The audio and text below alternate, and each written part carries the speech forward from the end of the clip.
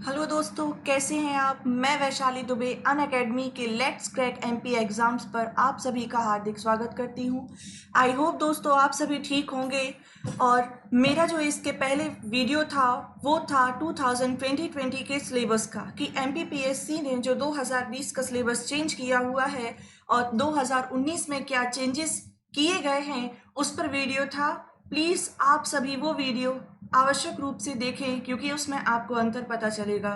दोस्तों, मैं आप सभी का लेट्स क्रैक एमपी एग्जाम्स पर आपका हार्दिक स्वागत करती हूं, जहां पर हमारी बेस्ट एजुकेटर टीम लगातार आपकी क्लासेस ले रही है और एमपी से संबंधित सभी प्रकार के एग्जाम्स की तैयारी आपको करा रहे हैं।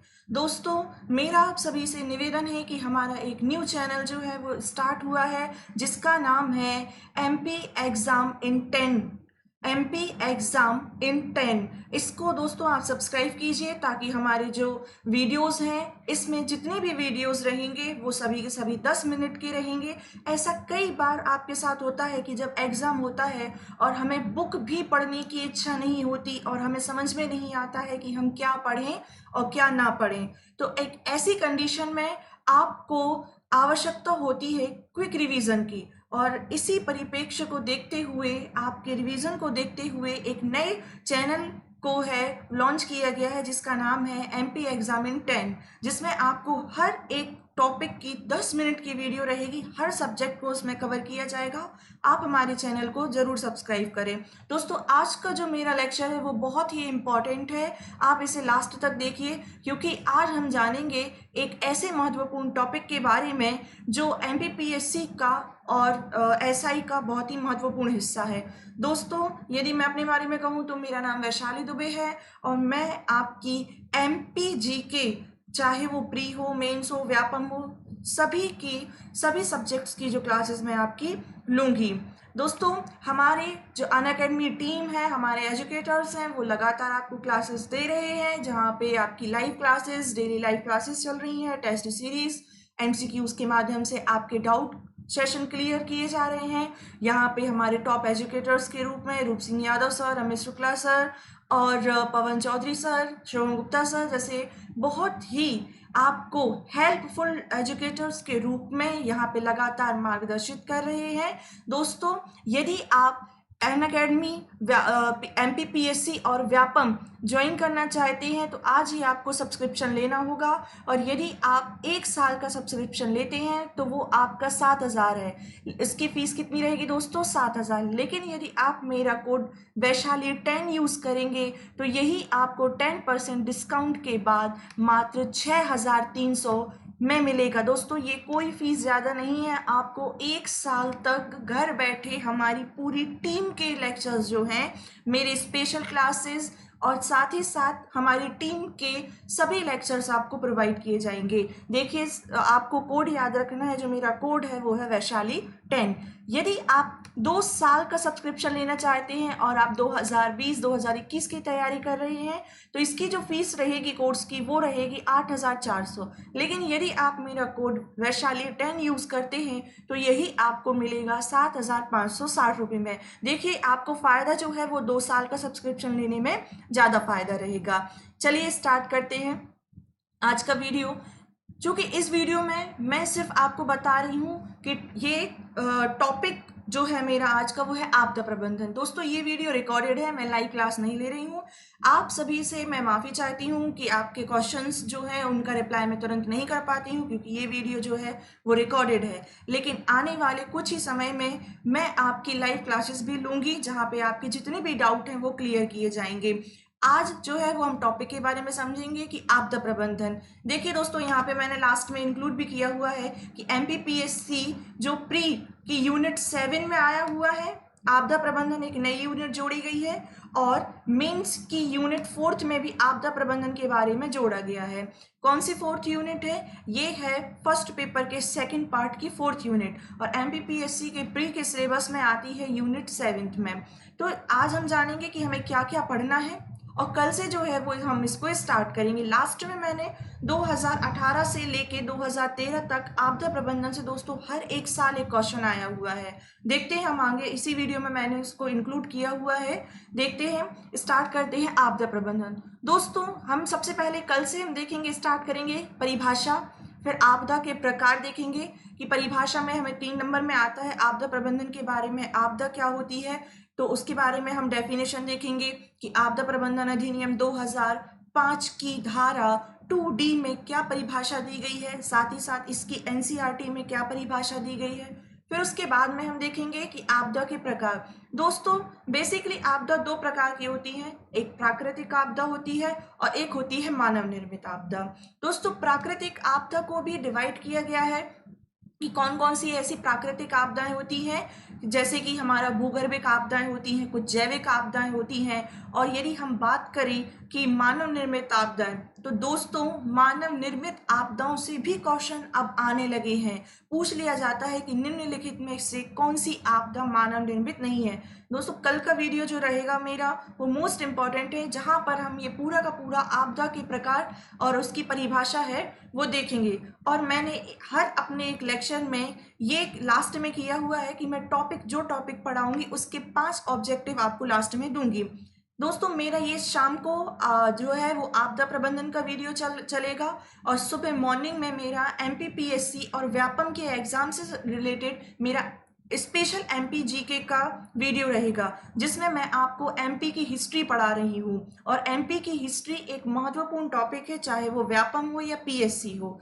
हर एक एग्जाम में अब हिस्ट्री से भी क्वेश्चन पूछे जाएंगे और वो हिस्ट्री होगी वो MP की होगी, जहाँ पे हमने मध्यकालीन मध्य प्रदेश के इतिहास की बात की है। और कल आप उस वीडियो को जरूर देखें और हम जो है वो कल से उस वीडियो के स्टार्ट करने वाले हैं। आज मॉर्निंग में ही वो वीडियो आपको डला हुआ है, आप चैनल के डिस्क्रिप्शन बॉक्स में देख सकते हैं, प्लेलिस्ट में जाके देख सकते हैं, तो उस वीडियो को भी जरूर देखें। देखिए यहाँ पे हमने आपदा प्रबंधन के प्रकार में बात की, मानव निर्मित आपदाएं। तो मानव निर्मित आपदाएं भी अब पूछी जा रही है, मैंने आपसे पहले भी कहा, जैसे कि आतंकवाद हो गया, उग्रवाद हो गया, जैसे कारखानों से गैसों का निकलना हो गया, बम कांड हो गया, नाभिकीय रिएक्टरों का प्रदूषण हो गया। तो ये सभी आपदाएं मानव निर्मित आपदाओं में आएंगी, हम इसे बहुत ही डिटेल में पढ़ेंगे। नेक्स्ट हम देख रहे हैं आपदा प्रबंधन की विधियां। आप सोच रहे होंगे मैं इसको टॉपिक को क्यों समझा रही हूँ, क्योंकि आगे 2018, 17, 16, 15, 14, 13 के क्वेश्चन है वो मैंने इंक्लूड किए हुए हैं आपको, जिसमें आप देख सकते हैं कि यही पूरे टॉपिक से क्वेश्चन आए हुए हैं। आपदा प्रबंधन की विधियों में हम देखेंगे कि आपदा प्रबंधन के पहले कौन कौन सी विधियां होती हैं। जब आपदा आती है तब उसके पहले हमें क्या करना चाहिए, उसके बाद क्या करना चाहिए, इसकी कौन कौन सी अवस्थाएं होती हैं, ये सभी देखेंगे। उसके बाद भारत में आपदा प्रबंधन हेतु प्राधिकरण, जैसे कि बाढ़ आयोग, राष्ट्रीय बाढ़ आयोग का गठन वर्ष 1976 में किया गया था।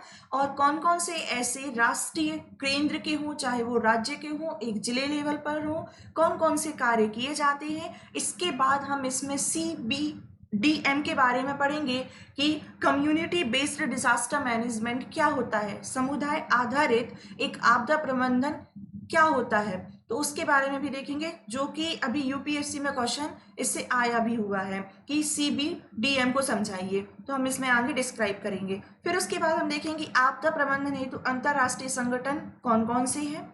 नेक्स्ट, भारत में आपदा प्रबंधन की समस्याएं क्या हैं।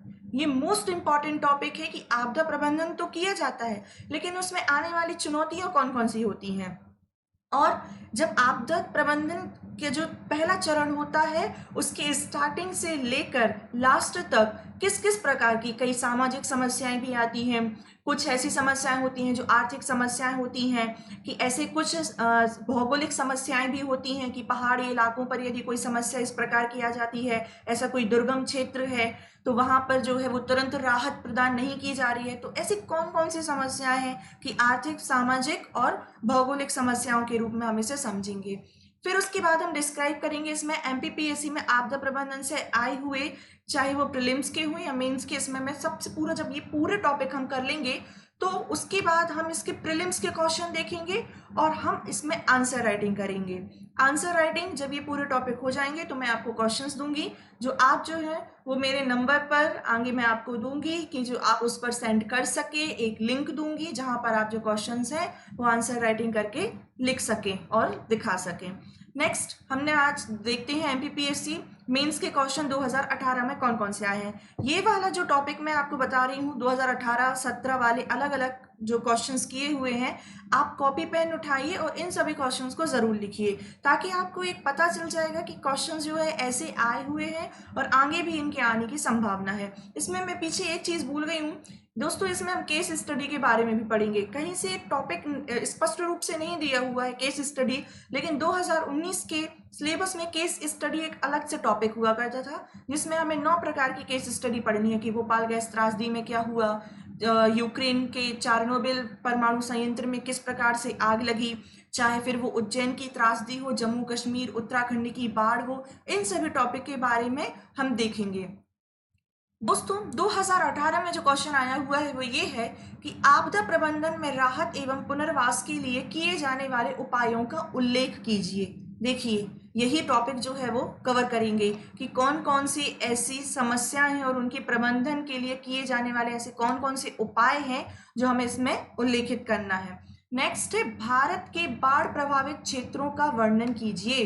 दोस्तों तो ये पूरा का पूरा आप जानते होंगे, इसको भी हम लिख के देखेंगे, इसको भी हम करेंगे जब हम भूगर्भिक आपदा में बाढ़ पड़ेंगे, तब यहाँ पर मैं इसको डिस्क्राइब करूंगी कि भारत की जो उत्तरी क्षेत्र वाला इलाका है जहाँ पर ग्लेशियरों की संख्या ज़्यादा है। यदि हम प्रायद्वीपीय भारत की बात करें तो जो कि प्रायद्वीपीय भारत में सदाबहार बहने वाली नदियों की संख्या सर्वाधिक है, जिनमें गोदावरी, कृष्णा आदि आती हैं। और ऐसा क्या है कि उत्तर भारत और दक्षिण भारत में सर्वाधिक बाढ़ का जो अंतर है वो क्या है, और बाढ़ से आने वाले प्रमुख क्षेत्र कौन कौन से हैं, इसको हम देखेंगे। नेक्स्ट हम देख रहे हैं क्वेश्चन 18 में ही आया हुआ है कि भूकंप उत्पन्न होने के विभिन्न कारणों का वर्णन करते हुए, मतलब भूकंप आने के कारण कौन कौन से हैं, और 2001 में कच्छ में आए हुए भूकंप का विवरण दीजिए कि गुजरात के कच्छ क्षेत्र में जो 2001 में भूकंप, यही देखिए केस स्टडी में ही, मतलब एक उन्होंने जो क्वेश्चन पूछा, ये 15 नंबर का क्वेश्चन है कि भूकंप आने के कारण क्या है, और साथ ही साथ 2001 में आए हुए कच्छ के भूकंप के बारे में भी इन्होंने एमपीपीएससी वालों ने पूछा है।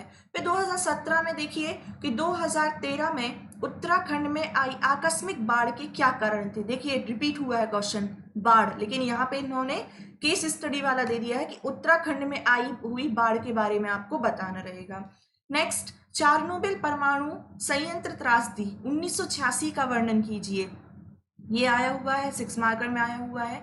नेक्स्ट है आपदा प्रबंधन के संस्थापक संगठन, ये थोड़ा गलत लिखा हुआ है, संस्थापक संगठन एवं आधारभूत नीति का वर्णन कीजिए। इसमें आपको क्या क्या डालना होगा कि भारत में ऐसे आपदा प्रबंधन के कौन कौन से संगठन बनाए हुए हैं और उनकी आधारभूत नीतियां क्या हैं, कौन कौन सी समितियां बनी हैं, कौन कौन से संस्थात्मक प्रयास किए जा रहे हैं, साथ ही साथ कौन कौन से प्राधिकरण हैं। तो ये देखिए 2017-2018 में आए हुए हैं। फिर 2016 में आया हुआ क्वेश्चन है कि आपदा न्यूनीकरण के उद्देश्यों और उसके उपायों का वर्णन कीजिए कि आपदा को कम करने के उद्देश्य आप क्यों की जाती है, आपदा न्यूनीकरण के उद्देश्यों और उसके उपायों का वर्णन भी करना है हमें। नेक्स्ट, जलवायविक आपदाओं के प्रकार बताइए। ये आपदा का ही एक प्रकार है जलवायविक, जैसे कि बर्फानी तूफान, हम बर्फानी तूफान के बारे में पढ़ेंगे। जलवायविक आपदाओं के बारे में हम बाढ़ के बारे में भी पढ़ेंगे, हम जब बर्फानी तूफान के बारे में भी पढ़ेंगे, ये इसमें ये आएगा। इसके बाद 2015 में क्वेश्चन आया हुआ है कि प्राकृतिक आपदाओं को परिभाषित कीजिए और इन्हें उदाहरण भी दीजिए इनके। तो दोस्तों प्राकृतिक आपदाएं और इनके बहुत सारे प्रकार हैं जिनके बारे में हम कल देखेंगे, स्टार्ट करेंगे। देखिए क्योंकि प्राकृतिक आपदाओं के भी बहुत सारे प्रकार हैं और उनके भी कई प्रकार हैं, लेकिन जब 6 नंबर में क्वेश्चन आता है तो हमें उसे कैसे लिखना है ये हम आगे वाली क्लास में हम देखेंगे। नेक्स्ट है आपदा और विपत्ति में अंतर स्पष्ट कीजिए। 3 चीजें होती हैं दोस्तों, एक आपदा होता है, एक प्रकोप होता है और एक विपत्ति होती है। मैं 2 मिनट में इसको एक्सप्लेन करूं तो आगे हम देखेंगे फिर कि आपदा एक ऐसी चीज होती है, एक ऐसी आकस्मिक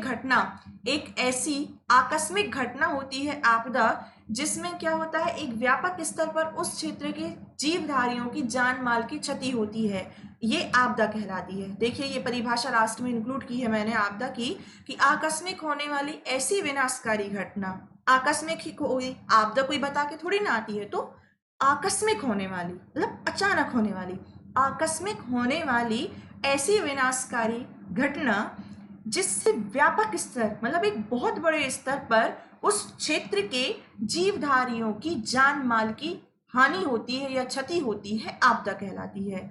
यदि हम बात करें प्रकोप की, तो प्रकोप एक सिक्के के 2 पहलू होते हैं, वैसे ही प्रकोप और आपदा एक सिक्के के 2 पहलू ही हैं दोस्तों।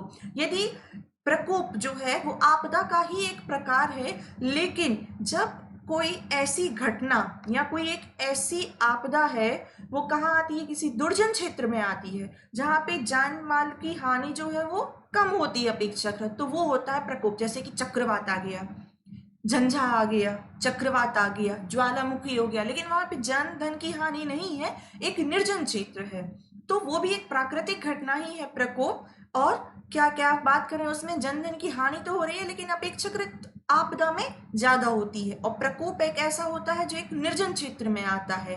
तो आगे हम वाले लेक्चर में हमने इसको अंतर के रूप में डिस्क्राइब करेंगे हम, ठीक है। फिर उसके बाद में 2013 में जो क्वेश्चन आया हुआ है वो है मध्य प्रदेश में बाढ़ के कारण प्रभावित क्षेत्रों और इसके नियंत्रण के लिए किए गए प्रयासों और योजनाओं का वर्णन कीजिए। देखिए ये मध्य प्रदेश के परिप्रेक्ष्य में इन्होंने पूछ लिया है कि मध्य प्रदेश में बाढ़ के कारण क्या क्या हैं, कि मध्य प्रदेश में बाढ़ें क्यों आती हैं, साथ ही साथ प्रभावित क्षेत्रों के बारे में, इसके नियंत्रण के लिए कौन कौन से उपाय किए जा रहे हैं उनके बारे में हमें पढ़ना होगा। जैसे बाढ़ आने की, जब हम यदि सबसे पहले कारण देखें, तो बाढ़ आने का कारण हमारे यहाँ पे एक हो सकती है इसमें भौगोलिक स्थिति, चूंकि मध्य प्रदेश की जलवायु सम जलवायु है और मध्य प्रदेश का जो इलाका है वो अपेक्षाकृत कैसा है, पठारी है। लेकिन यहाँ पे जो नर्मदा, ताप्ती, चंबल, ये ऐसी नदियां होती हैं और मध्य प्रदेश की भौगोलिक स्थिति ही ऐसी है कि मध्य प्रदेश में उत्तर की ओर सर्वाधिक नदियां जाती हैं। फिर उसके बाद में हमारे यहाँ पे विंध्याचल पर्वतमाला हो गया, सतपुड़ा मैकाल श्रेणी पर्वतमाला हो गया, जहां पर जो वर्षा होती है वो सर्वाधिक होती है, और इन्हीं क्षेत्रों में जो है वो वन है सर्वाधिक पाए जाते हैं। तो इन श्रेणियों के कारण क्या क्या होता है हमारी भौगोलिक स्थिति में, और क्या क्या परिवर्तन आते हैं, ये सभी हो जाएंगे हमारे बाढ़ के कारण। आगे वाले लेक्चर्स में हम देखेंगे। और प्रभावित क्षेत्र और इसके नियंत्रण के लिए सरकार के द्वारा कौन कौन से प्रयास और योजनाएं की जा रही हैं। दोस्तों परिभाषा ये एक थी, फिर उसके बाद में कल मैं आपको 2 परिभाषाएं, जो आपदा प्रबंधन अधिनियम 2005 की परिभाषा है वो क्या कहती है, और साथ ही साथ हम इसके प्रकारों को समझेंगे। और कल से मेरा जो 10 मिनट का वीडियो रहेगा, साथ ही साथ ये दोनों लेक्चर्स रहेंगे, वो आपको डेली मिलते जाएंगे। एमपी का जो स्पेशल वीडियो रहेगा, जिसमें हम पूरा का पूरा डिटेल में एमपी को पढ़ेंगे, चाहे वो कोई भी एग्जाम हो। अब आप ये मत सोचें कि जो है वो एक फैक्ट के रूप में ही एमपी पूछी जाएगी, आप वो वीडियो जरूर देखिए जहां हम हिस्ट्री को कवर करेंगे। फिर उसके बाद मेरा 10 मिनट का वीडियो आएगा। आप कमेंट बॉक्स में बताइए कि मैं आपको 10 मिनट के वीडियो में आप मुझसे एमपी पढ़ेंगे या पॉलिटी, क्योंकि दोस्तों आपके जैसे मैं एमपी वहां कवर कर रही हूं, तो आप मुझे कमेंट बॉक्स में बताइए कि आप क्या पढ़ना चाहते हैं क्विक रिवीजन वाले वीडियो में। और ये मेरा आपदा प्रबंधन वाला वीडियो रहेगा जो शाम को आपको डेली मिलेगा। और दोस्तों चैनल को सब्सक्राइब कीजिए और बेल आइकॉन को दबाइए, ताकि आपको मेरे जो वीडियो हैं वो लगातार मिलती रहे। कुछ टाइम बाद मैं आपकी लाइव क्लासेस लूंगी, जहां पर आपके जितने भी डाउट हैं वो कवर होंगे। दोस्तों मेरा जो कोड है वो है वैशाली 10, इसे ज़रूर याद रखिएगा। यदि आपको किसी भी प्रकार की कोई भी समस्या आ रही हो, या सब्सक्रिप्शन लेना हो, या किसी भी एग्ज़ाम से रिलेटेड कोई भी प्रॉब्लम हो, तो आप कमेंट में बताइए, उसका मैं रिप्लाई ज़रूर करूँगी। धन्यवाद दोस्तों। और मैं आपसे लास्ट में यही कहूँगी कि अनअकैडमी एक ऐसा प्लेटफॉर्म है, आप घर बैठे कर रहे हैं तैयारी, और आने वाली सभी एग्जाम्स की जो अपडेट है वो आपको बताई जाएगी, और साथ ही साथ आपके हर एक टॉपिक को कवर किया जाएगा। स्टे होम, स्टे सेफ दोस्तों, घर पर ही रहिए और सुरक्षित रहिए। धन्यवाद।